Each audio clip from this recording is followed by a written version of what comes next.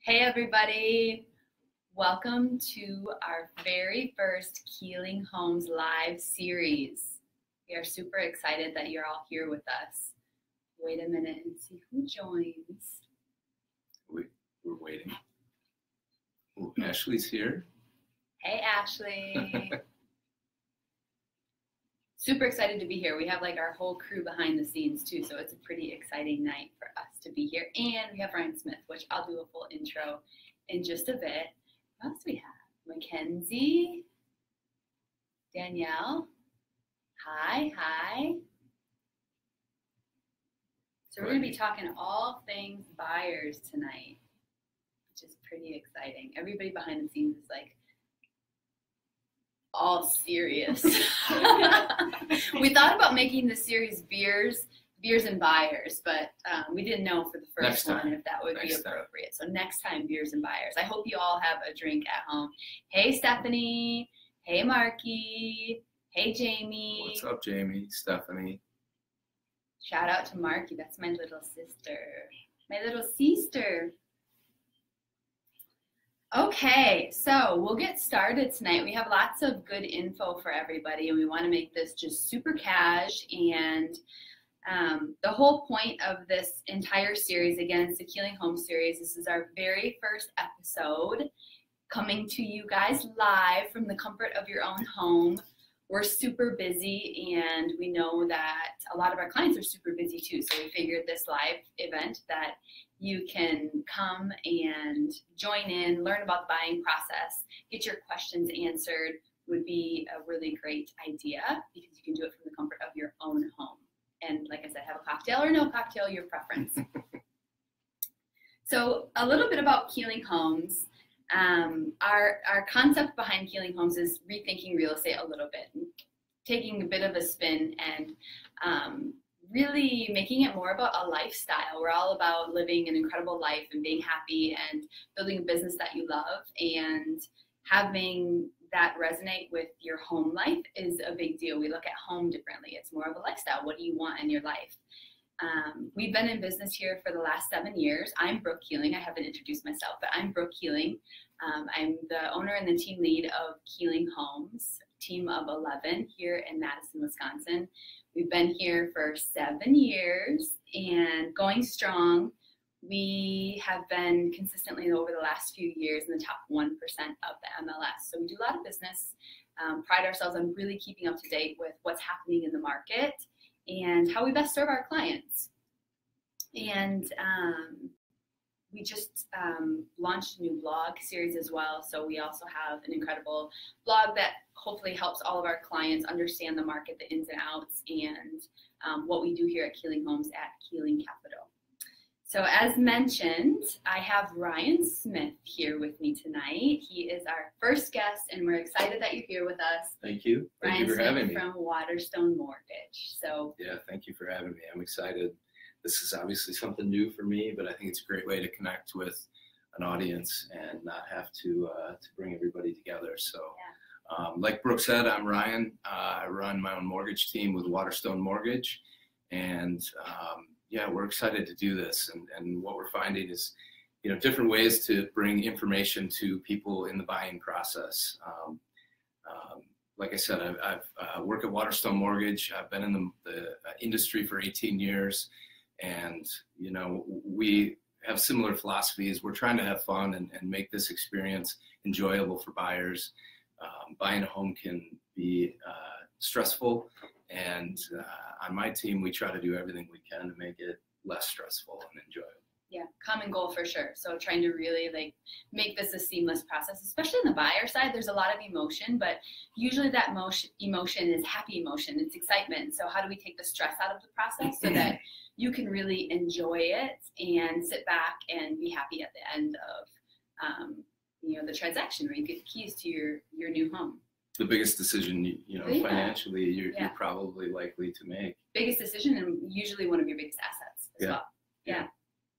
So the purpose of this series is really to educate our buyers and our sellers what's happening in the marketplace answer any questions that you guys might have, again, from the comfort of your own home, and really take the fear out of real estate. So being able to be honest and get your questions and your concerns answered and get educated too. The market is ever changing. So that's our job, is to stay up to date with what's happening in the market. Ryan's doing the same thing on the lending side of things. So in order for us to be able to really guide our clients to make the best educated decisions for themselves, we have to be on top of our game. So that's the purpose of the series. The purpose of today specifically is on the home buying process, which we have so much to talk about tonight because it is crazy. It's a crazy market. If you know anything about real estate right now, it's kind of nuts, and it can be a little bit overwhelming for people that are just starting out in the market. So we're going to chat through the buyer basics, chat through the buying process, big overview, what the market is doing, and then also open this up to a Q&A at the end of this, what we're going through here, just giving you guys an overview. So yeah, please ask questions. Yeah, please ask questions. It's going to help us like really answer your questions, you know, get to what you want to get out of this. So a couple of really awesome things that we have for tonight. We are giving away a lot in amazing credits for you guys. So giveaways, we have over $2,000 worth of closing cost giveaways. So if you are looking for a house in today's market, you have to stay to the end. Here's the kicker. You have to stay to the end. We have a link that you can fill out and you will be entered. People get a $500 closing cost credit. That's a big deal, you guys. So stay to the end. We're going to be giving out credits at the end. For the first 5 people that fill out their forms at the end, we'll have a link. You will know exactly what to do. Our crew behind the scenes will make sure that you guys have all of that. Yes. It's a big deal. Yeah. And then in addition, with having you guys provide Q&As, we have some gift certificates to Madison restaurants, $100 gift certificates to Madison restaurants. So if you're participating and giving us some questions that we can answer for you, you'll be entered in to win a drawing. And again, our crew behind the scenes is going to be picking those winners. So ask away. That's going to help you win those gift certificates as well. We want this to be really interactive and just comfortable and fun. So there are a lot of realtors out in the area, over 3,000 in the Madison market actually. And 3,000. yeah, know that. yeah. Wow. I think we're close to 3,000. We're at least, I think so. Yeah. Yeah, we're about over 3,000 agents. I don't know how many lenders there are, but I think there's a couple. Yeah, there are a few. A lot less than there used to be, but there's a lot of lenders. Yeah. So one of the big questions that we get, and you know, we get with clients as well, is what sets us apart. You know, it's part of what anybody does in their business, what sets us apart.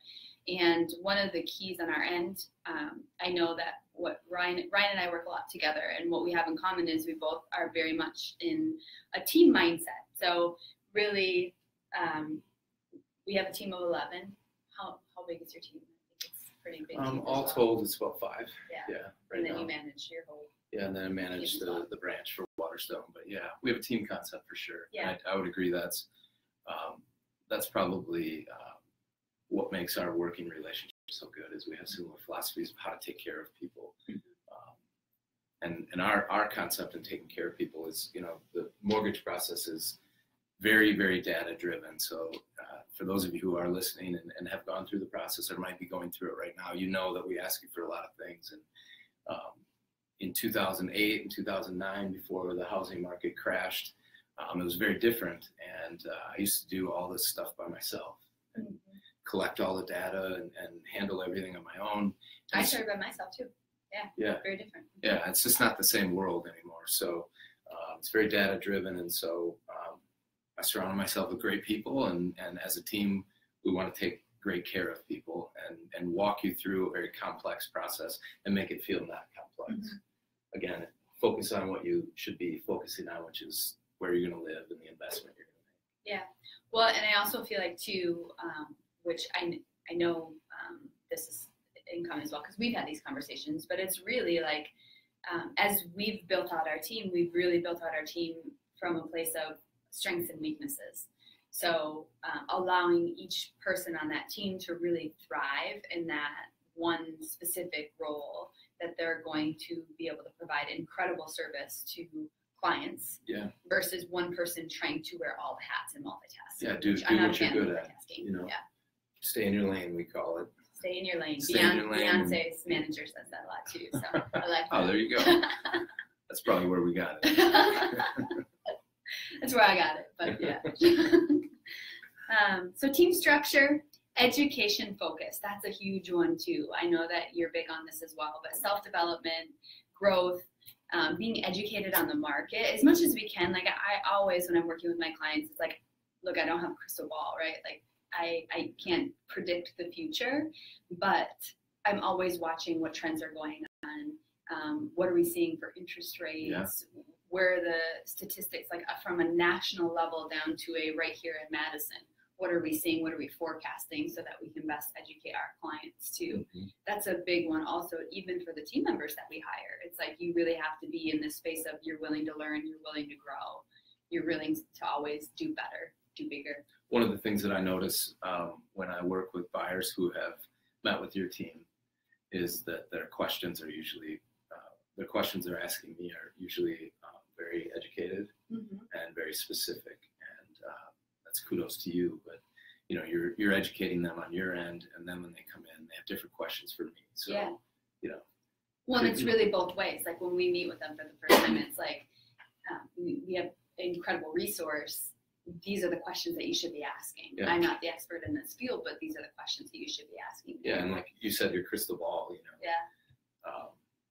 Like if I could predict what was going to happen to interest rates, for example, you know, that's obviously a number one question that right now people are asking is what's going to happen to interest rates. I feel like I'm pretty educated, you know, so I'm very transparent with people. I show them what I watch as market indicators, give them the education that I've gotten. And at the end of the day, you know, it's very unpredictable, but, you know, I try to arm people with as much information as I can to make the decisions on their own. But, you know, I can tell they've been educated when they come from you, which is really important because, like we said, it's such a big decision. So, and it should be one that you enjoy. Oh, of course, And that isn't the case sometimes. Right now it's tough. It's harder to do that right now. But the more informed and the more well-educated you are, which is what I think we're saying both of our goals are, the more likely you are going to enjoy the process. So. Well, and it's, I was having a conversation today too about so much is driven by fear, I think, right now. And you really can't live your life. It's more of like a life concept. Like you can't live your life based off of fear. Like that's not a very happy life. You know, if you're constantly trying to make decisions based on what's going to crash next or what's going to happen next or what is the next thing. It's more of like, what do you want? What are your goals and how do we help you create that? Exactly.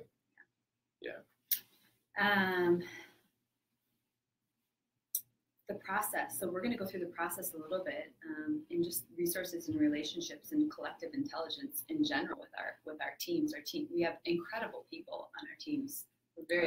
I would say that we're very fortunate. I know your team members and mine as well. I couldn't be happier to come into work every day with such a great group of people that are always willing to. We had our team meeting today, and it was like, what are we seeing in the market? What are our biggest objections? What are people struggling with? And how do we find strategy? Like what strategies can we implement to help our clients? Like where are their concerns and how do we help close that gap a bit more? My favorite part of working on a team is when I hear someone, you know, scamper down the hallway and throw a quick question to somebody else on the team who's got the strategy or the information that's needed to best serve that person. You know? I love, I don't know if you came up with the collective intelligence. That's a very good way to look at it. Shout out to the Maddie. Yeah, for sure. But it's true, you know, I don't have all the information. You don't have all the information, but together it's powerful to apply those resources together. Yeah, and it can be lonely in any business world. I think it can be really lonely. And when I was in business by myself, there's many days where you're out there all alone. You know, like you have support, but you're out there all alone. And it's I was working with client today, and they work from home. They're transitioning, we're listing their home, they're moving to the West Coast, and he said, like, I've gotten to this point, I've worked with the same company for 20 years, and I've gotten to this point where I'm really unhappy. I've realized that I just work, and I'm really unhappy, and this is where this whole big, massive changes come. And one of the big things that he said today to me that I was like, wow, yeah.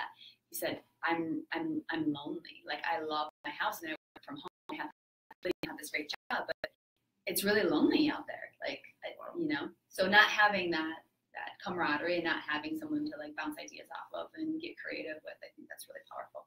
Yeah, I've said recently that if I didn't have the team around me, I'd be selling a different product or something. I'd be doing something else, because doing it on my own doesn't interest me. Take better care of people together. Yeah, for sure. Okay, so we're going to chat a bit about the process, overview of the buying process, just kind of taking you guys through what that looks like. And on our end, usually what we see happen, at least, is someone finds a house, let's say on Zillow. I don't know if anybody's heard of Zillow or not, but usually someone finds like this incredible house on Zillow and they're like, oh my gosh, I need to buy this. I love this house, and they either send it to us or they want to set up a showing on this property, and that's kind of where the whole process starts. And so when we meet with people for the first time, it's really giving them like a big picture overview of what the process looks like and what this next step is. And we just had someone recently that came like, how long does it take to get a pre-approval? What is my first step? And I found this house that I really like, but I don't even know if it's possible. So that's what we're here for. And I think that's the scariest part, is in the beginning, when you don't know what you don't know. And the lending side is kind of daunting sometimes, because you know, you don't know what your credit is, or how much money do I need to have, or are they going to judge me about this or that or whatever. The home buying process, that's fun. That's the fun part, going and touring the houses. So what we do initially is find a time that we can get together and kind of give you the big picture overview. And within that big picture overview, it's understanding what your goals are, understanding what you want, like what are your timelines, what price points do you want to be in, like from a level of just what you think your payments are going to be each month and what you think you can handle, and understanding, you know, how we can best help you, and what from there, based off of your timelines and your goals, figuring out like a plan that will work for you. But the very first step is talking to a lender. Yeah, and you know, I always say that we're tasked with taking somebody through what's, generally speaking, not that enjoyable of an experience and trying to make it fun. Mm-hmm. And what I mean by that is, if you're somebody that's listening and you want to get pre-approved and you haven't been through this process, we have to ask you for a lot of things. So the first thing that we do is take basic information from you over the phone. It's called a loan application. You can apply on our website, but generally speaking, we like to do it on the phone. We hear more of the story that way. We hear more of you know, your personality and what is your story? What are you looking for? And so we collect that data over the phone, which is just the basics. You know, your name, birth date, social security number. $1,000 deposit. Yeah. Where you work? No. Where you work? Yeah. Me? No, we do not collect a deposit. Where you work, what you do, how much money you make. Then we have to send you a checklist of things that we need from you. And we believe in being really, really thorough. So what I mean by that is we collect all this information up front. And the reason that we do that is when we tell you what you're pre-approved for after we've analyzed that information, we want that to be really accurate. There are no surprises at that point. That's so important. So when we send it back to you, someone on your team, and we say, you know, here's what they're qualified for, that you know that that's guaranteed basically at that point. So we're very thorough and complete up front. We try to do that very quickly and efficiently, provide some technology tools for them to get us all this information. When I say all the information, pretty much every financial, you know, report you have on yourself, taxes, pay stubs, bank statements, you know, asset statements, identification, you know. It seems like a lot. Yeah. It does seem like seems like a lot, but we provide a very efficient way for you to upload it and send it to us securely, which is also important. And so when we collect that data, we analyze it very quickly, and then the next step in our process is to meet with them. And that's based on your timeline as a buyer. And if that's the next day or a couple days later, we try to base that on when they want to go look at homes, obviously. I try to meet with 90% of the people that apply with us in person, because I learn a lot about them and they learn a lot about us. So we're trying to make it a very relational experience, because again, it's such a big transaction. So after we analyze the information, we have them in the office. I have a big TV that I put their credit up on, and I put their budget up there and show them everything they need to know about, number one, what does this look like? What can you do? What do you want it to look like? I ask a lot of questions. I even ask questions about the future. You know, people get wrapped up in what they want now, and they don't think too much about, you know, do we plan to have a family? Are the cars old and we might be buying new cars? So I try to ask a lot of second layer and third layer questions, and I try to make people think. Which I think is really crucial. It's a really good thing, so you don't jump into something that you just have this emotional thought on, and then all of a sudden you're second guessing it, or is this the right decision, or, you know, just also thinking big picture. You know, I mean, if you think of growing a family, for those of you who have a family or have been around childcare, it's not inexpensive. It's not. And a lot of times I'll meet with people. I have an 18-month-old, and it's not. Yeah, exactly. But I'll meet with people, and they will be planning a family or have maybe a brand new baby, and you know, they want to buy this house because their budget affords that. And I say, well, you know, I'm sorry, you know, maybe this is a little invasive, but you know, what are your plans? And I try to get them thinking, because childcare can be thousands a month. And then, you know, we try to put people in position to succeed. So the goal of that meeting is not only me learning a lot about them, but then taking what they say and informing them based on the information they gave me. And, you know, I always tell people that at the end of the day, my goal is to simplify things after we get through all the questions, let you know what you're pre-approved for, let you know what you told me you want to spend based on payment, and send them out the door and you know, wish them luck. You know, I think breaking it down into, this is what I want my monthly payments to look like, versus, you know, kind of like pulling something out of the air. Versus actually knowing what the numbers are, and also knowing there's a lot of different financing options out there. There's a lot of different loan programs, which is, you know, I know the like high level of that, but I don't know the details of what's going to work best for a specific client and what their goals are, without you diving into that and you discussing what their financial goals are on that level, like, you know, the deeper depths. And it's so really important. And, you know, in all honesty, the team does that for me. That's what they're very good at, is understanding, you know, their income and the breakdown of the guidelines of different loan programs. And so when I meet with people, we do all of the loans that are available to people for the most part in the mortgage market now. And I'll tell people, you know, here are the 3, the 4, the 5 loans you qualify for, but here are the 2 or 3 that I think we should focus on, and here's why. And I'm very transparent. I show them all the data, and usually, you know, they start nodding like, okay, I see why you're doing that. And again, you know, they leave and they feel informed. And relief. I think there's a huge sense of relief, because going and getting pre-approved in the beginning, that is the more like daunting side of things. Like, you don't know, and do you really want to like unveil that? But most people, almost everybody that comes back to us, they feel this huge burden that's lifted off of their shoulders. Like, they actually know what's possible for them.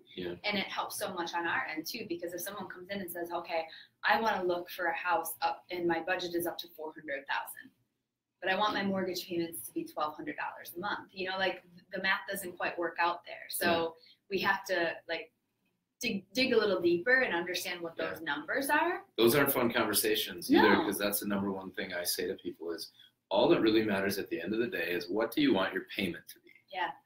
And if you tell me $1,500, then the next question I say is, what do you think that equates? Like, what do you want to spend on a home? And a lot of times, and I'm not faulting anybody because this isn't their lane, but they don't know, and they'll say it's something that's higher. And I'm tasked with, you know, navigating, letting them know, like, you want to be here, but actually here is where you need to be based on your payment requirements. Which at the end of the day, once you buy a home and you're making a mortgage payment, That's what matters. Yeah. Is that payment? Can you afford it? Are you comfortable? Can you have your lifestyle? Can you still invest money, manage your family, not be house poor? All those things. So, yeah, I mean that's to back into that, and we are tasked with sending them back to you, going, actually, I need to shop at 220. Yeah. You know, we've actually collectively together had several of those examples, and it takes some people sometimes. I mean, all of us, you know, when our expectations are higher and we have to settle for something that isn't reality, that's not fun for anybody. But try to, you know, let them down soft and explain why. So I think we all have that. You know, some days I want to drive a Bentley, but I'm not quite there yet. But what I do have to go back to is the fact that you said in the, you know, and also, I mean, to my comment too, like there's oftentimes there's quite the opposite of that too, thinking, okay, I can afford this or only this, and actually you can afford much significantly more than that. And I think those are the good ones. Yeah, those are the good ones, but it's also people come back to us and it's like, okay, well, I'm approved for this, but I don't necessarily want to go to that price point. And I'm always like, look, you don't have to go to that price point. It really is what your comfort level is. Like, what do you want to spend each month? What's your mortgage payments look like? Just because you're approved for this amount of money doesn't mean that you have to buy at that amount either. So it can go both ways. I've lived in the mortgage business through the housing crash. Yeah. And people calling you and saying they can't afford their home. Is not an enjoyable experience. It's really not fun to go through. And so my number one goal is putting people in position to succeed. Yeah. So I take that really seriously. Yeah.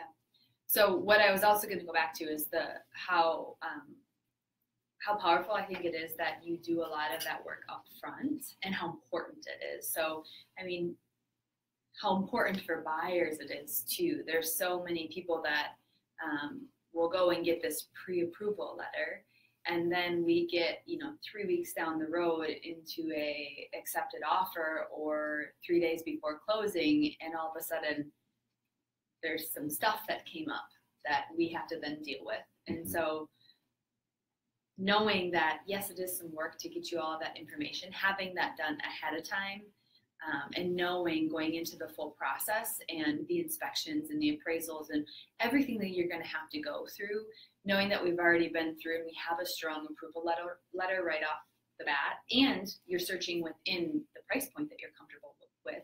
The last thing that we want to do is go and show you a house that you can't afford, you fall in love with, and then you can't afford. That's even worse. That's emotionally hard.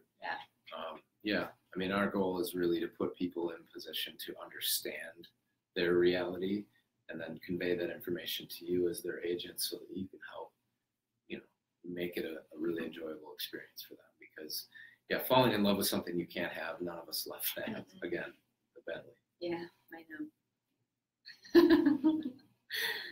The other big thing with this as well is we'll get into a little bit more about what the current market, where the current market is at, and what we're seeing for our buyers and some of the things that we're having to overcome right now in the market today.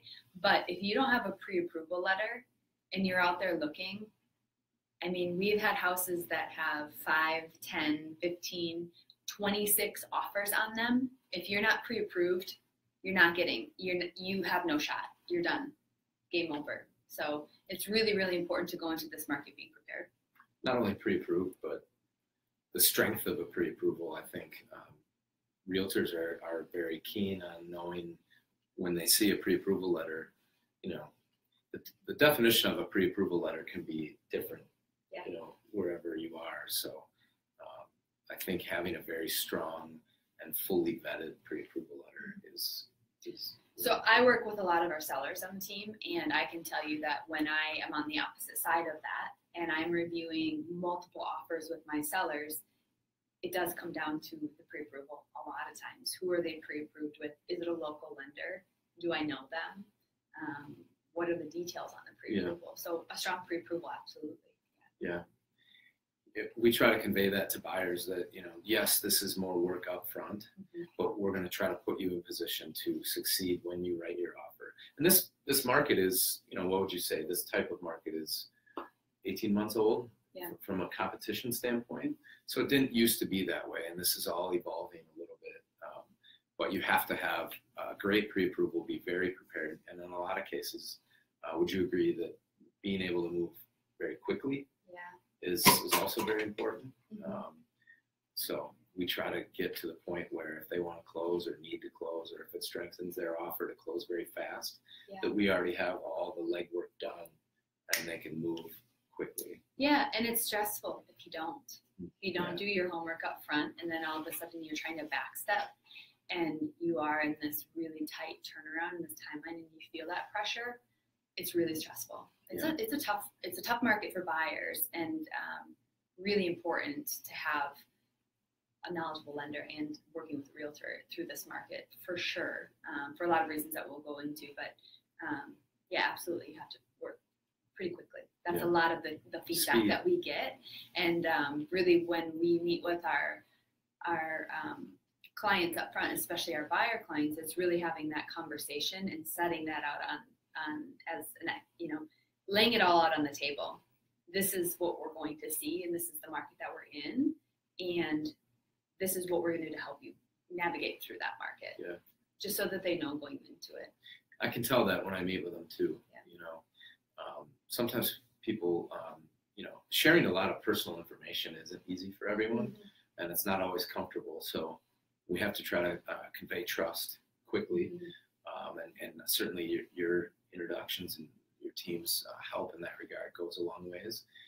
But we're asking for everything about them, and so getting them through that process and understanding they can trust us is the first step, and we're committed to that. But it's not something that once you write an offer that you want to scramble and try to figure out, and where's my W-2, and we'd rather front load that and put them in position to actually get their offer accepted. Because falling in love with a home and not getting it because you didn't have a strong enough situation or you weren't prepared enough, that's worst case scenario. Which it happens a lot. We hear stories of this all the time. Buyers missing out on their first, second, third, fourth house. Usually doesn't happen with our team, but we hear these stories. And it's frustrating. I can tell you, I see a lot of it. Yeah. I had people in the office today that are on their 7th offer written that they didn't get, and they just said, I don't know how many more homes I can fall in love with. And I empathize with that because I don't think I could do that. It's very difficult. So we want them to fall into with one home, right? One home and get that home. Right. Yeah. Okay. So after we get through the lending process, which is the first step on our end of things, like Ryan said, that pre-approval comes back to us, and then we're able to start helping you through the fun part of it, which is really analyzing the home search, what areas that you're looking in, you're prepared, you're ready to go, let's get out and start touring. So the touring side of things is really that's when the excitement really comes in usually. So it's just doing the work ahead of time, us educating you on the process, and Ryan's team really helping, making sure that you are prepared to get into today's market. Yeah. Well, I know you guys have fun too. So we I don't have a lot want to of take fun. all of that away. Showing homes and shopping for homes is super fun. Yeah, because it's emotional and it's fun, and it's really helping people achieve their dreams. When I work with clients, it's going into houses and seeing how they're going to live in that house and seeing the excitement, and if they're starting a family or whatever they're doing, it's this whole journey in life that you can kind of see it unfold. At least that's how it is with me. Yeah, for sure. Yeah. Can you see yourself in the house? Yeah. So touring is the next step on our end. Once we go through the buyer agency process and the lending process, then we get you guys out and we start touring. And I have some phenomenal people on my team that are specialists in working with the buyers. So they take really, really good care of everybody. And once we find a house for you, we go through all of the negotiation process, and we've kind of chatted and disclosed a little bit about what is happening in today's market. And if you're not fully aware, it's very much a seller's market. So the real estate market is all about supply and demand, very much. And right now the supply is extremely low. The demand is very high. So that makes a very strong seller's market, and it has been a strong seller's market for the last couple of years, 18 months. And so being able to have a really good strategy in place for you, understanding what your goals are, what are your timelines, making sure that you're pre-approved, and then knowing what's going to help you navigate through the market and the competition that's out there is crucial in today's market. It's how to make sure that out of 18 offers, your offer is the one that's going to get accepted, how to position you really, really strong in today's market.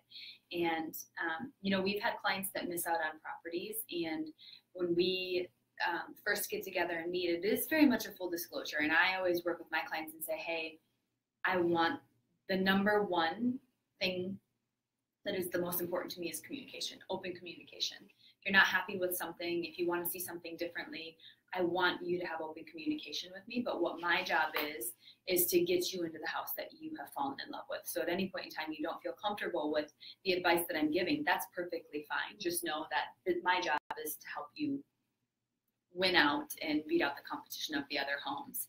And so it really is their comfort level and understanding what their comfort level is and setting that expectation up front so they don't feel pressure and they do feel trusted. They feel like they have their backs. We have their backs.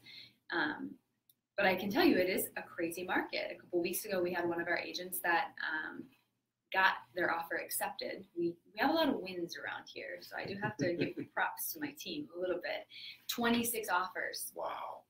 26 offers they were up against. Wow. How do you win 26 offers? How do we win? There's a lot of different things that we can do. I can't tell you all my secrets right now. Yeah. Okay. All right. Fair I don't know who's watching. But there's a lot of things that we can do, and really we do our research too, Sure. Trying to understand as much as we can about the competition, what's coming in, what are some of the things that our clients can do that they feel comfortable with to help them be really strong and positioned really well. So there's a few different techniques that we have that help. A lot of offers right now are waiving a lot of contingencies. So you can chat about this too a little bit, but removing inspection contingencies and removing financing contingencies or appraisal contingencies. And you have to be educated on this. I don't think that people are being educated enough on this because there is risk to the buyer. And I think that you really have to know what you're risking and feel okay with it. But in the same breath, there's ways that we can help protect you on that sense too. But what does that look like, especially as a first-time home buyer, removing some of those contingencies? What do you feel comfortable with? How do we help you, if we're going to be doing any of that? An appraisal contingency, there's some risk there too. Yeah, anytime you remove a contingency, and for those of you who don't know what that means, it's a provision in your offer that is there to protect you, whether it's your appraisal, your financing, your inspection. It's a provision there that you get to, you have an out basically. And by removing them, you take away your outs if something isn't working out. So there is risk, and I would agree that the only path to removing those contingencies, in my opinion, is being very educated on what that means for you. And by you're on the seller side a lot, like you said. So I would imagine, what you're saying is when you receive an offer, if an offer is very clean with not a lot of contingencies, that's very attractive to a seller because it's a little bit more foolproof that home is going to sell, right? Yeah. And so from a lending standpoint, what we're trying to do is say, okay, you can do that, but here are the repercussions of that, or here's what you need to be prepared for. So appraisal is a good example of one. An appraisal is there to protect the buyer that it's going to appraise for what you're paying for. It's part of your financing contingency. It is.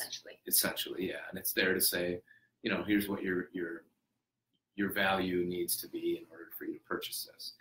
And in this market, when you have 26 people writing an offer, the appraisal is a hard thing sometimes because the price keeps going up because more people are writing offers. So as long as you have the information needed and you understand fully what you're getting into, I think you guys do a great job of making sure people are aware of what that means for them. Yeah. Mm-hmm.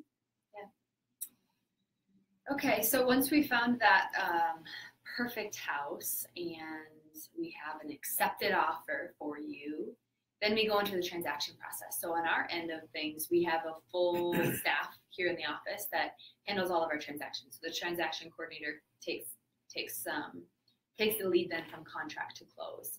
And what they're going to do is make sure that they're helping you with all of your dates and deadlines. Dates and deadlines are extremely important with the offer because essentially, especially if you had 26 competing offers, if we're missing dates and deadlines or letting a contingency pass, you could potentially miss your house. So it's really important. We have someone that's managing those deadlines daily. They're in touch with you. They're telling you what to do. They're helping you schedule everything that you need to have scheduled as well. So again, this is like ease of the transaction. It's the excitement of going out, finding that perfect home, getting an accepted offer. And then from there, like, who cares, right? Just give me the keys to the house.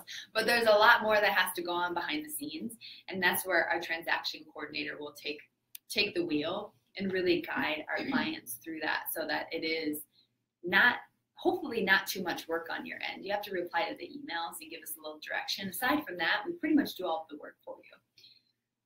And then it's through the closing. So the closing date, so from contract to close, from accepted offer until close, we're looking at usually a quick close with financing is considered 30 days. So anywhere from 30 to 60 days is pretty standard from an accepted offer standpoint. And then on Ryan's front too, that's where the work comes in. So that's where it starts on their end. Whereas, the work kind of started with us when they provided the pre-approval back test and we finding your house, and then we kind of hand it back off to you. Yeah, and a little bit to touch on what you said, having a transaction coordinator as a buyer working with a real estate team that has someone coordinating the details, it is night and day difference when you don't have that, because you have that one person that is there kind of guiding you through, the storm and not necessarily the storm, but guiding you through the process and making sure that all the details and things are handled. You have Noelle on our team likes to say that she's the client's assistant through their process of buying. I love that terminology because it gives you as a buyer, like, I have people helping me. And so from a real estate standpoint, from a lending standpoint, working with a real estate team that has someone doing that, it's so comforting because then, the detail folks can Oh, it's the same on our end too, knowing that you have a team and knowing that you have lenders that are in-house and you have everything right there. It makes the process go so much smoother. We say this to our clients all the time. We have incredible contacts. It's so important to work with a local lender that knows the market and knows the ins and outs, knows what you're going through as a buyer, and having the contacts, the local appraisers, and having an underwriting team that's right there, that if something comes up, you're not farming it out to freaking California and waiting 3 days for a response to come back. I can't stress that enough. And some people listen, some people don't. Usually the people that don't get to closing, and it's a freaking nightmare. I almost dropped the F-bomb, but I didn't. But it's a freaking nightmare. So please, I don't care, it's okay. If you have a friend or whomever, it's the same as realtors. You probably know, like, your mom has 5 best friends that were, selling a couple houses back in 1980. I'm sorry, but they're not that great anymore. It's the same with lenders. Like, get a local lender. Ryan and his team do a phenomenal job. And when we work with your team, it is a night and day difference. And if my transaction coordinator was here right now, I'd probably have her come on and say the whole thing. She does a great job. And really, to your point, that's when the work begins. You found your home, you're under contract, and now you need to come back to the lender. And again, we try to do this step in person as much as we can. We e-sign loan documents, but at this point, you're signing paperwork to start processing the loan that we had created in the pre-approval meeting. And so it's just a lot of disclosures, but we e-sign them, but I like to explain them in person as much as possible because it is about 30 pages of paper. And there are a lot of things that you need to know. I explain all the numbers, what their interest rate is, what their payment is, does it match up with what we have been telling them this whole time? And then how much money do they need for closing and what's comprised of that? So I always say that ideally I have 2 meetings with a client. One is the pre-approval meeting, and 2 is once they found their contract and they want to come in and start the loan process. So they come in one more time and we do the loan document signing, explain everything, make sure they're well informed. And at that point, our team is doing the work. So they leave that day, and I always tell them, like, the work's on our shoulders now. You've done everything we've asked you to do. You've given us everything that the government's made us ask you for. You found your home, and now we need to do our job. And the contract to close piece, that's exactly what we say. We have a contract to close role on my team is Carol, and her job is to take all that paperwork that you've given us and take that contract on the home, get it appraised, and work with underwriting all the way through to loan approval. And to your point about local lenders, I work where I work because we're a local company, and I think it is really important because we do have local underwriters, and underwriters are the people who approve your loans. I always say that they're basically auditors. They are auditing all the paperwork that we're giving them, and you need to know those people. You really need to know those people. Yeah, you really need to know those people. And the good news is we know them very well, so they're great people. But that's an important step. Same thing with appraisers. You know, if you don't work with a local lender, and I certainly would love to be that person, but if it's not me, work with someone local because you want to work with local appraisers, and local lenders hire local appraisers. And the importance of that is very, very key because if you don't work with a local appraiser, what happens is sometimes maybe, so we're in Madison, Wisconsin, an internet lender might hire an appraiser through what's called a national appraisal management company, and that appraiser could come from Chicago or Racine or Eau Claire, and they're coming into a market that they don't understand. And while our market is very crazy in Madison right now, not all markets are like that. Sometimes you get lulled to sleep and think that our economy is the same everywhere, and it's not. And so, you know, the competing offers, is a home in Tacoma have some value that it wouldn't have if it was just on the west side of Madison?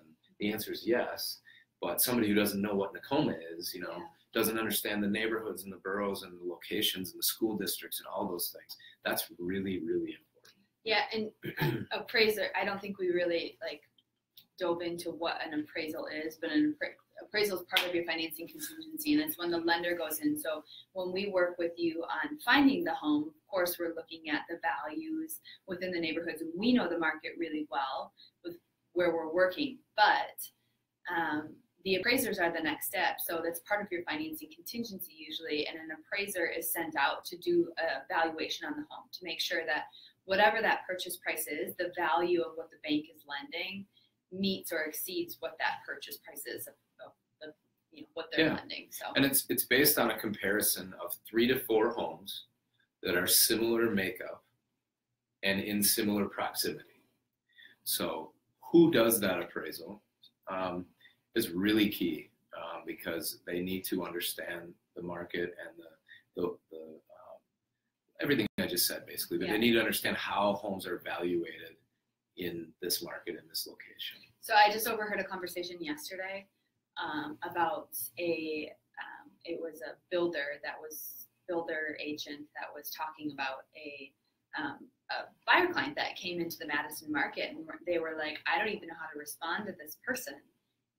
They're from the Dodgeville area, which is not Madison, Wisconsin, and they're like, do they even know what the market is in Madison? That's kind of the same thing. It's the same thing with an appraiser. An appraiser can come in from 3 hours away in a very rural area and not know what the market is, and what the potential of what may happen is your appraisal comes back very low because they don't know what those conditions are. And if the appraisal comes back really low, say you're buying a house for $300,000 and a rural appraiser comes in and says, sorry, the value is only at $280 based on the comps, but they don't know where the market is heading. They don't know the current market conditions.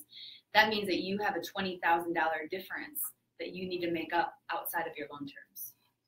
Yeah, and you need to, either pay it or negotiate with the seller. Right. And the sellers in this market are not usually willing to do that. Not willing to do that. So that's a really, really key point, and something, I've been working with the same 4 to 8 appraisers for 15 years. And, they're very good. They're very local. They understand the market. They know what's going on. And that as a buyer right now, that's not something you need to worry about, but it is something that is important during your process. And that's one of the first things that we do is get the home appraised. We want to make sure that you're also paying a fair price for Sure. that, Well, one of the other things I'll go back to too is the underwriting process, because this is your world every single day, and you have a phenomenal team.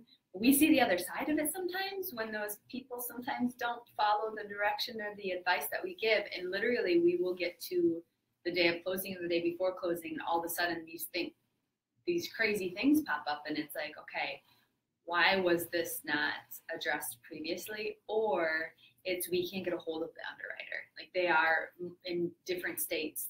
You can't get in touch with them. Like, that's huge on my end. If there's a transaction that's not closing, or it's getting delayed, or I'm getting some BS responses on certain things, like, we're on the phone. We're on the phone immediately. What's going on? How do we take care of this? So when someone just calls and says, yeah, I'm not really sure what's happening, that's not like quite good enough for me. But your team is phenomenal with that. And I think that's a lot of, you guys have processes and you have systems, and your underwriters are right here, and your whole team is right here. It is important though. Many years ago, I worked in this industry for a company, and we would broker loans. And brokering loans means that you send your underwriting package to lenders that don't work for your, or underwriters that don't work for your company. Well, their interest in helping you or your client really is not the same. Our company is set up so that everyone needs to succeed together and take care of people together. And if we don't, it's not just me that hears about it. The underwriters then don't have as many files to underwrite. Right. So we're all in it together, so to speak. Yeah. Well, and once you get through the financing contingency, then it's closing day. So we've made it. Once we get through the financing and the appraisal, really that's our clear close. And that's when it's just kind of a waiting game until we are ready to close. So that's the exciting part of the process too. So just a reminder, do we have questions coming in? Yeah. Wait, though, one thing. What happens closing day? You get the keys. Closing day. We're there with you at closing day. Sign a lot of papers. Bring your check. Bring your ID. Bring your ID. Get your keys. Yeah. Celebrate. Yeah. Mm-hmm. Celebration day. That's a good day. Yeah. It's a great day. It's a good day, especially when you work with a good lender. The money's there, and it's time to go have fun in your new home. Yeah, moving day. Yeah. So just a reminder for you guys to keep sending in your questions so that we can do some fun drawings for all of you, and we'll answer some of them in just a minute too. So we talked a little bit about the current market and where our inventory is at. And inventory, again, like supply and demand, is what makes or creates a seller's market or a buyer's market, and very much is a seller's market. So our inventory is at an all-time low right now. Do we know the stats on the inventory? I think it's literally all-time low. It is an all-time low. It's just less than a month of inventory for current buyers that are out there. So inventory is at an all-time low. What that means for you guys, again, like we've mentioned before, is there's a lot of competition out there. So you know, when a house goes on the market, we have a handful of properties that are coming on, and just today we're reaching out to our clients. We have probably 5 people that are interested in listing that's not even going live until next week. So people are anxiously awaiting out there, but what does that mean for a buyer too, this low inventory? I know you said, you see it on your end too. People are getting frustrated, and we see it on our end too, the inventory of homes, what it means for property values. So it's increased property values quite a bit. We're seeing a lot of offers coming in well over asking price, depending on where they're priced right out in the initial process.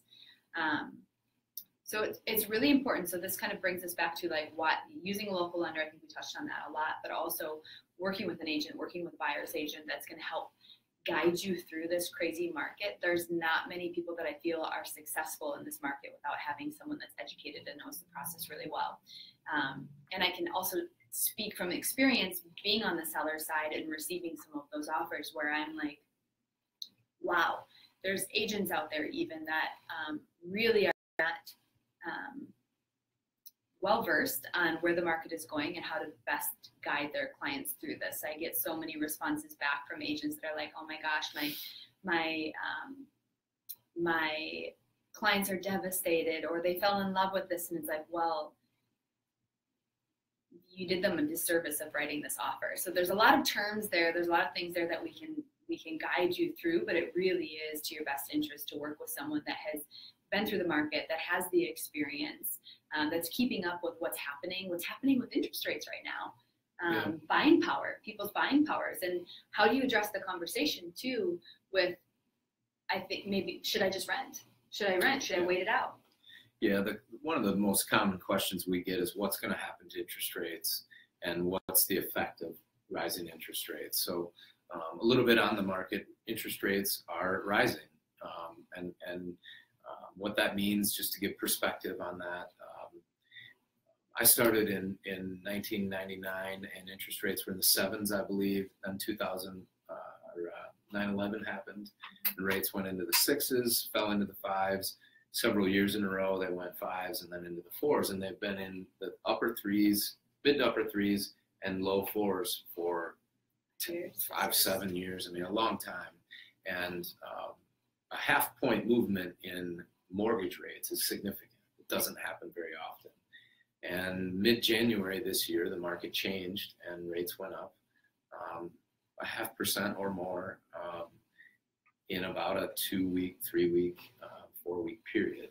So that's significant. So that causes more anxiety of, matter of fact, I just had a client in the last one before I came here, and they were in January 12th, and the rate was 4%. And we were doing pre-approval. They've written 3 offers and have not gotten one. And now they're coming back in to reevaluate, and we're looking at mid-4s. And so they were like, wow, that's a big difference in our payment. And it is. So, I get those questions a lot. Rates are very unpredictable. I give people the best knowledge that I have on what I hear and where I think they're going. I think we're going to see 5% based on data that I'm given yet this year. That'll be the first time in a while. A long while, yeah. I actually had the fortune of sitting down with some higher up people in Washington, D.C. with the Mortgage Banking Association, and we got to sit and ask them questions. And most people who predict interest rates will not give you definite answers. Yeah. And I can't remember the gentleman's name, but he said, we will see 5% this year, and then rates will bounce between 5 and I believe he said 6 or 6.25 for the next 5 years. So if that happens and that's reality and he's right, should you rent? What is the cost of waiting till next year? Will there be more inventory next year? Those are the questions that I get. I'm sure you do too. And all I am is transparent and say, well, the home you're looking at now is this price at this rate. And if the market does continue, it's likely that you'll pay a rate this much higher potentially, and possibly a price this much higher. So your cost of waiting and signing that lease, even though this is frustrating, fighting through it might save you this much money over the next 30 years. Yeah, 30 years. Right. So, and it's not right for everybody, but, I also understand it too. When you lose out on something, you do get frustrated. I'm going to sign another lease, and that's certainly, I can understand that logic. But when you look at it from an investment standpoint, from a financially sound decision, you need to hang in there and evaluate that information. And for the first time, really, honestly, in a long time, people are giving us, with some certainty, direct answers that interest rates, they've gone up and they will continue to go up to some degree as we move forward. There are a lot of factors. The world is really crazy right now. So a lot of things could happen to change that course. But, a lot of things are leading in the direction of higher interest rates. So prices going up, which is again back to the supply and demand. Yeah. When there are less of something, more people are buying for it, drives the price up. It's pretty simple economics, but we try to work through people's anxiety by providing as much of that information. Again, back to the educational. Well, and kind of breaking it down to what does that look like? So with buying power, if you're looking at a house at $300,000 and your interest rate is you're gonna stump me. 4% or whatever, like is there like a example that there are? Yeah, I shouldn't know these things off the top of my head, but I run so many numbers in the course of the day. But a 0.25% on interest rate based on every 100,000. I don't have that calculation, but you could I could send people out in the marketplace and say, you know, you're qualified for 300,000, which is an estimate based on this rate and these taxes, et cetera. And you come back and that rate is 0.5% higher, and you might qualify now for 280. Yeah, I was gonna say like 275, or Yeah, then like yeah. 2 points, then you're down to 250. Exactly. Yeah. And if it goes up another quarter, you know, you may come back next year and your 300 is now 250 or 260 or So something. you're paying way more on that interest and getting much less value on an actual home and paying towards Well, and getting less home when the value rises, and now a home that was 250 this year is 275 next year. So if your budget's still 250, you're getting a house that last year was 230. And not to mention too, like this is where it's a really tough situation for buyers right now, because either way you look at it, unless you're looking at it from a standpoint of the market's going to crash or something significant is going to change within the next couple of years, which it may, there may be some significant changes. But also with the rent prices in Madison are not cheap. So what we're seeing for rent prices too is there's been a national average of a 2% increase over the last couple of years with rent prices. Yeah. So you're paying more on a rent, which isn't going towards anything in your future, versus waiting it out, paying more rent, or selling your house at a high price point, taking your equity out, and then renting for the next couple of years and throwing all that equity back out, just so that you can buy less of a house with a higher interest rate 3-4 years from now. It's a struggle. So it's just kind of like, It's a struggle, and it's something that people need to work through. But your point about raising rent is really, really probably not analyzed enough, because I don't know what the vacancy rates in Madison are, but I know they're really, really low. Extremely low, like 1-2%, something like that. And so rents are going up the same time interest rates are going. So if interest rates go up, you're still creating equity and creating financial wealth. A home is the #1 way to create personal wealth. It's been proven many times before. So yes, you may pay more, but you're getting something, to your point. As you pay more rent, you're helping the landlord get more. Sure. Yeah. So good stuff. Where are we at? Where are we at Yes. with time, guys? 8 o'clock. 8 o'clock. Okay. So why don't we go through some questions? Yeah. I think one other thing that we should touch on really quick, because we get this a lot, and I think that it is really, people have this notion that they have to have this massive down payment, and this is why they wait and they wait and they wait, because they have to have 20% down for a down payment. That's not always true. No, it isn't. I think I saw a study recently that said like 62% of people polled thought that they needed 20% down for a home loan. The reality is you can purchase homes right now for no money down. If you don't qualify for one of those loans, then you would look at a 3% down payment. If you don't qualify for that loan, you look at a 3.5% down payment. Certainly, you can put as much down as you want, but when you're out there and you're wondering, do I have enough money to buy a home? There are many people that buy homes with very little to no money down, and in some cases, very little money out of pocket. And the loans that you get, I should add to that. The loans that you get with no money down or little amount down, they're very good loans. They're not Pinot loans, if you will. Back in the day, I say, before 2009, if you didn't have money or you were not putting as much money down, the loans they penalized you a lot more. They were not good loans. And now they're very good. So even if you go that route and you get into a home and you start creating that wealth we're talking about, those home benefits, if you were to wait, it's another question I get. Well, what if I wait and I save up down payment? Yeah. Well, $20,000 down payment, $10,000, $15,000, whatever it is, doesn't move the needle on your payment as much as you would think it does. Yeah. You're talking $20, $30, $40, $50 a month, and it costs you a year, and it costs you higher rates and higher prices. So, right.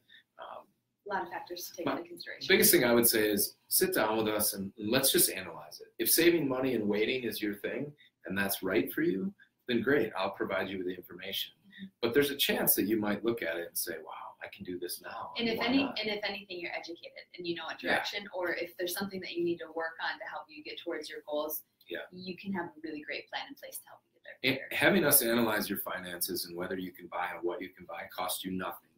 we're happy to provide it. And whether you use that information to buy a home now or in 5 years, it doesn't matter to me. I'm very happy to do it. I love that. And it's very powerful. Yeah. It is. Yeah.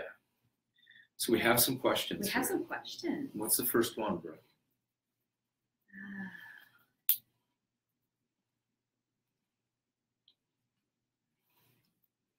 We've got some good ones. I think we've touched on a few of these. What should I keep an eye out for a final walkthrough? So final walkthroughs are kind of it's the last step before you get the keys and you go to closing. And your agent is usually it's 72 hours prior to a closing. 72 or 48? I think 72. Yeah. 72. I'm sorry, I was reading the question. Yeah. 72 hours prior to your closing, you can do a final walkthrough, and that's your time as a buyer to go through and just make sure that when you purchase the home. Did I say the wrong thing? No, I didn't. 72 hours. I think you're the only one here that knows. Oh, I'm the only one here that knows it. I win. But it's just to make sure that there hasn't been any damage. There's nothing that has significantly changed in the home from the time that you put your offer in and had your inspection until the time of closing. So it's just kind of peace of mind. It's really up to you. Every buyer has the right to do a final walkthrough. If you decide not to, that's completely up to you too. But we do recommend just do a final walkthrough. It usually takes like 10 minutes. It's a quick walkthrough. It's not a whole nother inspection. All right. Should I take a lending question? Yeah, take a lending question. So I'm going to start with this one because it's my favorite loan to do. And is it harder for a buyer if they're using a VA loan? So a VA loan is for veterans. Mm-hmm. It's my favorite loan to do. It's very rewarding to help veterans buy homes. And the answer is no. It is not necessarily harder. There are a couple extra provisions doing a VA loan, but I think the depth of doing a VA loan is very overstated. Mm-hmm. They're not scary loans to do. We do a lot of them, and those loans are no money down. It's a great loan option for veterans. It's an extremely great loan option if you qualify for a VA loan. If you qualify for a VA loan, it's great, and it's not harder to get a VA loan than any other. And also coming from the standpoint of reviewing offers with sellers, when I see VA loans come in, the one thing that is slightly different with a VA loan or an FHA loan or a government loan, sometimes when you have properties that are rural properties or mm-hmm. properties that might need a little bit of work, like they're very strict on like peeling paint, handrails on stairs, cracked windows. Yeah, those things they garages do have that are like this. Yeah, the garage needs to be standing. Yeah, there are a few provisions to that they a few more checks and balances on the property. But for the most part, they're very strong. They're a very strong lending option for sure. And the only concerns that I would ever have is specific to a property mm-hmm. that you just have to be mindful of. Again, just want to know about. How early would you recommend starting the approval process and home search? This is a good one. I don't think you can ever, so we talk to a lot of people that are like, I'm not buying for 6 months, or I don't plan to even start my home search until 8 months. I don't think it's ever too soon to have a plan in place. And there's probably a lot of agents and lenders out there that are going to want to push you a little bit quicker. I know my team works very differently. I know Ryan's team works very differently as well. We want to I actually like working with people when we have a bit more of a timeline, because there isn't all that pressure, and I can really work with you on your goals. Like, what are your goals? What is your big picture? How do we get really clear on that? And that's exactly what Ryan mentioned earlier too, is just really understanding what your goals and your timelines look like. And if we have more time to do that, or if you're coming to us first when you don't know, that's the best time, because we can educate you on that and we can really help you feel good about that process, rather than saying, oh, my lease is up in 30 days or my lease is up in 60 days. Now I need to find a house. Yeah, I was just going to say there isn't, I don't think you can start the approval process to address that question too soon. Mm-hmm. A lot of times people say, well, I'm not ready yet, so I'm just trying to get information now. And they think there's a reason that it's going to hurt them to maybe start now and and there isn't. Yes, we will run your credit. No, that is not going to hurt you, and I can explain more about that. But people are always worried. I've heard it's bad to have someone run your credit, and the answer is no, unless you are running around and having people run your credit all the time. So I don't think you can start too soon. Get prepared, get ready, get a plan, strategy. And like I said, if you leave and have that plan and you don't come back for years, that's fine too. We can provide so much insight. That's the thing too. Like, this is what we do. This is what we're experts at. So when you come to Ryan and you're a little nervous about, oh, I'm not buying for a year, there might be something that he can really help you with to position you even better with your finances, or help you plan a little bit better, or pay down this debt, not this debt, or a lot of it's credit related. Yeah. A lot of times people building up your credit, little what do things you need you can do. What do you, maybe your credit's worth 700, and if I give you some basic advice on how to get to 740, then you'll save something on your interest rate and the cost of your PMI, or you'll qualify for a different loan product.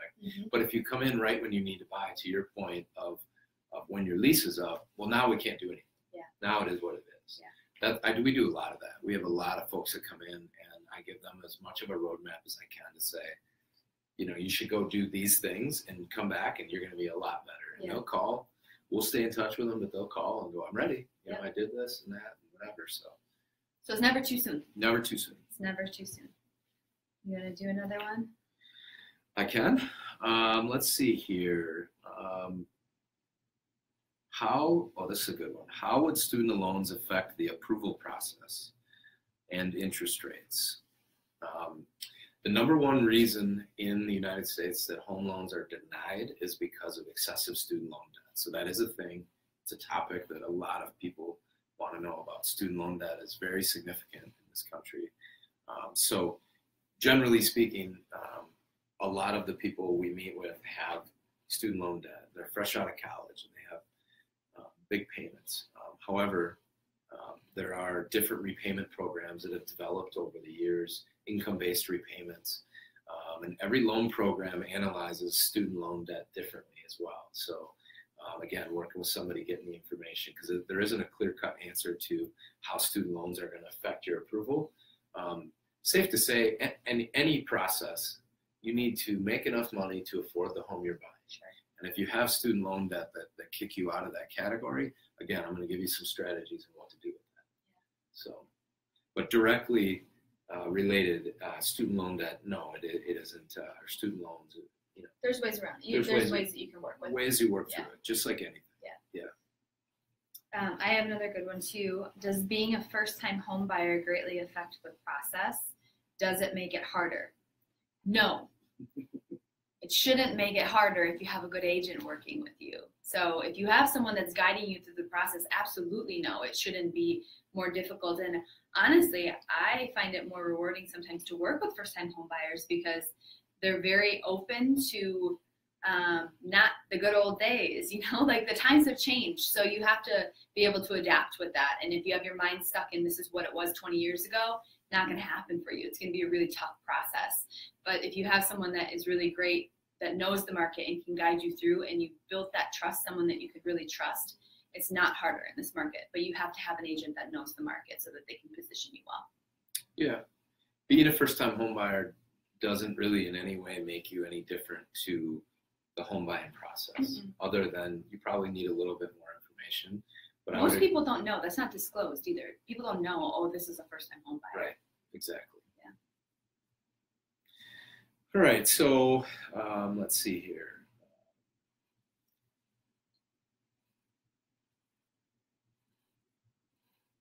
I like this question. What question should you ask when choosing a lender?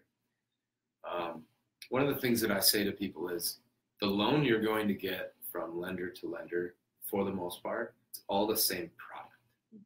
So it's more about how you're going to get that loan. Service. Yeah, service. I mean, certainly, rates and costs, that's what everyone wants to know. And that is important. But it isn't the most important thing. You want to know that you can trust the person you're working with. So I would ask them, what is their process? What communication style do they have? What communication methods do they have? What is the process you're going to take me through? What information do you collect up front? Again, just see how thorough they are, see how complete they are.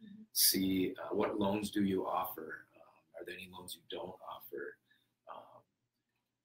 Do you have any referrals, recommendations? I would ask those questions, just like I would if I was hiring a painter or something. I would ask. Just try to figure out, do you have a comfort level? Do you believe that you can trust them? And on top of that, then, what are the nuts and bolts of the cost? So that's the same question over here. So I think these kind of go hand in hand. What questions should I ask when I interview an agent? It's the same thing. I think a lot of it is relationship. You're going to be spending a lot of time, and you really have to be able to trust the person that you're working with as well. So having a good relationship and vibe and feeling like you have that rapport with someone is really, really important to me, but also their experience. What does I think our markets are changing significantly, like many other markets similar to this, and that a lot of the top producing teams or agents are teams. They're developing out these teams, so you have people that specialize in the different processes. So what does their process look like? What's their experience? It's not all based on numbers, but a lot of it is. Especially when I talk to seller clients, a lot of it is like negotiation skills and knowing the market and the experience, and that comes with the volume that you're also producing as well. So like I said before, everybody knows a realtor. I feel like everybody knows a realtor. A lot of people probably know a lender or a bank. It's funny you made the comment about your mom. My mom is a part-time realtor. We get that a lot. My mom has a real estate license. I'm not joking. She sold a house she's out there one time in the last 5 years. Yeah. Your mom does? Yeah. Oh. I think she might have fully given it up, but for many years she was a part-time. Yeah. And it's different. It's very different. A lot of people think they can come into the real estate business and think, I can do this part-time. It's not really what we do around here. So I think it really is like understanding what their process is, what does their team look like, what experience do they have testimonials that you can look at, what type of resources do they have for you, and just really being able to build that connection as well. Yeah. I have a good one here. Is the approval process any different for a new construction loan? And that's a great question because the approval process is a little different. Qualifying to build your own home, very similar process, but the data that's analyzed can be different. Yeah. Generally need a little bit more down payment than a no money down or a limited down payment. So generally the people that are building homes, a lot of times they're second homes or they're buying in a price range that they probably have a down payment, 10 to 15% down between equity and down payment is kind of a standard. But you can also build a home with many builders, especially in the Madison area, where you don't need to do the construction process. Not the construction process, the construction loan process. Yeah. It's called a turnkey financing, where you can hire a builder, they will finance the building, and then you buy it just like you would buy any other home. So even though you're involved in the building process, you're still just getting what's called an end loan. Generally, that's with bigger, more developed construction companies that have the funds to finance the entire build all the way through, rather than taking draws, rather than them needing the money throughout the phases where you take draws from the lender. So it is a little bit more complicated on that side, which you walk them through, but turnkey is. Turnkey is the builder's financing the home, and a construction loan is where you're taking out a line of credit basically to finance the construction throughout the whole process. There are pros and cons to both of them, and it's generally chosen by who you choose for a builder and what your personal financial situation is. Yeah. We have one regarding the market. How do you overcome the lack of inventory in today's market as an agent? We just had this topic come up in our meeting today, and I said to my team, one of my biggest pet peeves is when I hear people whining all the time about the market. Other agents specifically, whining about the market, whining about like, oh my gosh, like this is such a tough market. And again, I call BS a little bit. The market is always changing, always. So really the key on our end is to be educated about that and figure out how do we overcome that and how do we help our clients reach their goals. There's a lot of things that we can do. We have multiple people that are looking for homes right now. What do? we go to those neighborhoods and we start making phone calls. We start drumming up, properties that may not be on the market.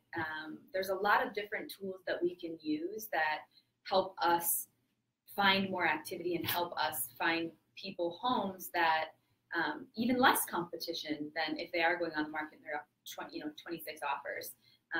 So there's a lot of things that we can do on our end just in terms of marketing and trying to get more activity coming up, and then it's also positioning you well too. So it's the same, 7 years ago, 8 years ago, it's a completely different market. It was a buyer's market.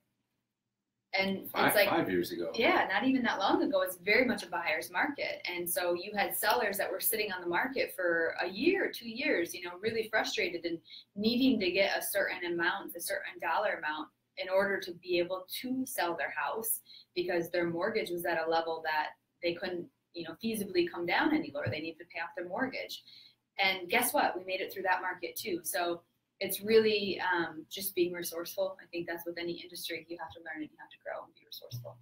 There's opportunity out there. Yeah. It's not always easy, but you have to be patient. Yeah, you have to be patient too. Patient. I'm not very patient, but I can tell you to be patient. What else do we have here? Should I wait until the market changes to buy? I think we've kind of addressed that. Yeah. How do you set yourself apart from other buyers in the inflated market? There's a lot of different things that we can do beyond price point. Price is going to play a role in some of that. Different contingencies. We do have some other strategy to just help tell your story a bit more. And also, I really do believe that the level of volume and how we're known in the industry really helps us as well. So your agent, I hate to say this, but this is also very true. When you have people that you worked with, or that you have agents on the other side of a transaction that know what they're doing, that have people pre-approved, that they're going to get through contingencies and through to close, that's also really powerful too. And you see that coming through with offers for sure. You see agents that really don't know how to guide their clients through with the terms of an offer as well. So, in my opinion, you want to have a team of people that work for you and take care of you and make this enjoyable between your lender, your realtor, and everyone in between, your insurance agent, your inspector. We're going to do our best to connect you with all those people, and so that when you get done, you say things like, I find this the most rewarding thing when people at the closing say, I just felt like I had this team, this whole time. I had a great team helping me. I can't overstate that. I think we use the word team and people might wonder, what does that mean? Yeah. Not only do we have our individual teams, but the teamwork amongst all these people. Collective intelligence. Collective intelligence. We have a lot of it. Yeah. It's very important. Yeah. Hashtag. There's a new hashtag. Yeah. It is very important, and we want our clients to be happy with us at the end of the day too. We do some pretty fun annual client appreciation parties at a brewery, of course, and so we want you to be happy to see us again, not just happy to get free beer, but happy to also see us again and say hi and help you in the future. So. Fun. That was fun. Thank you guys all for joining us tonight. We had a fun turnout too. So what's next behind the scenes? Yes, thank you for coming, Ryan. Yeah. See, I already think he's such a part of my team already that I'm like, who is this guy? Yeah. Where's my desk? Thank you, Ryan, for coming. Yeah. So we'll send out. There's more information on Waterstone Mortgage. You guys know how to get a hold of us too. But we have some drawings, I think, we need to do, right? Reach out. Oh, we're reaching out afterwards. Okay. Sorry, you have to wait a little bit longer. Thanks for participating. Yeah, so the one thing you guys have to do for the $500 closing cost credit, which is an incredible incentive, especially as a first-time home buyer, make sure, Ryan will give you our good graphics. Put it up closer. $500 closing cost credits. You're going to have a link, so you just need to fill out that link and send it back to us, and you will be entered. The first 5 people will get $500 off of their closing cost credit. So make sure you fill that out, and thank you guys so much for joining our very first series, our very first live series. Happy to have you guys all here, and hope to see see you at our next one.